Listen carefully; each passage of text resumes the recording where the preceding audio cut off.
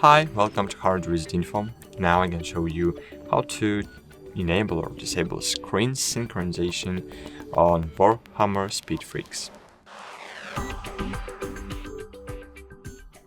So, screen sync just synchronizes the game's frame rate with the monitor's refresh rate to reduce screen tearing.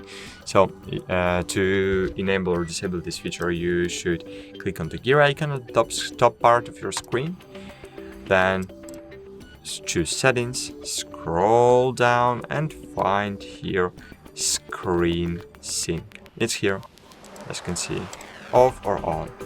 So that's it. Thanks for watching, like this video and bye, and don't forget to click on the space button to save changes. See you!